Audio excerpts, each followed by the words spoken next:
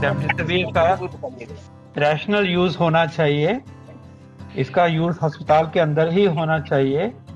Doctor साहब इस जो पेशेंट्स मॉडरेट इलनेस के होते हैं, ऑक्सीजन रिसीव कर रहे होते हैं, उन्हीं को ही प्लीज प्रिस्क्राइब करेंगे। पैनिक नहीं करना चाहिए। इसकी सप्लाई में बहुत तेज गति से वृद्धि हो रही है, बहुत कैपेसिटी है, और इसको लेकर हमें ये सोच के चलना चाहिए कि सपोर्टिव केयर, स्टेरॉयड, हेपरिन जो बातें और कही गई हैं, उसी पे ऊपर आधारित होके हमारे सर्वाइवल रेट को हम अच्छा, जो कि देश ने करके दिखाया, लो मोर्टेलिटी रेट हमेशा रहा है, वो इसी बाकी सपोर्टिव केयर जिनकी बातों का जिक्र किया गया उसको लेके हम करेंगे तो वही रिजल्ट और उससे भी अच्छे रिजल्ट आएंगे।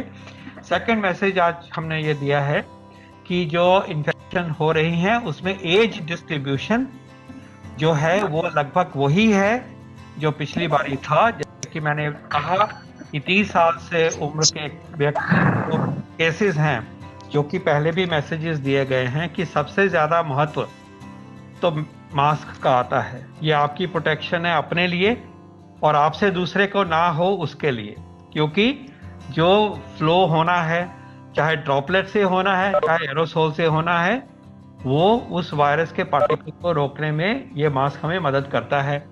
इसी प्रकार जो पहले का मैसेज था कि दूरी बनाइए, 2 गज की दूरी बनाइए, वो आज भी लागू होती है। डिस्टेंस बढ़ेगा, वायरस को ज्यादा मुश्किल होगी। इससे पहले भी कहा गया था कि अगर आप बंद जगह पे हो तो खोलिए, खिड़कियां खोलिए, एयर कंडीशन जगह हो, बंद हो, उससे बच के रहिए। ये एक सावधानी हमें बरतनी है। एरोसोल में उसका इंपॉर्टेंस बढ़ जाता है। तो इस तरह से अगर सोचे, और हाइजीन की बात, हाथ में लगेगा, एक से दूसरे को लगेगा, साफ रहेंगे, बचाव होता है, वो सारे मैसेजेस जो हैं इन प्रिंसिपल वैलिड हैं। साइंस हमें आगे बताती है, सूझबूझ जो भी उससे आती है हमें समझ आएगी, उसको भी सामने प्रस्तुत किया जाता है।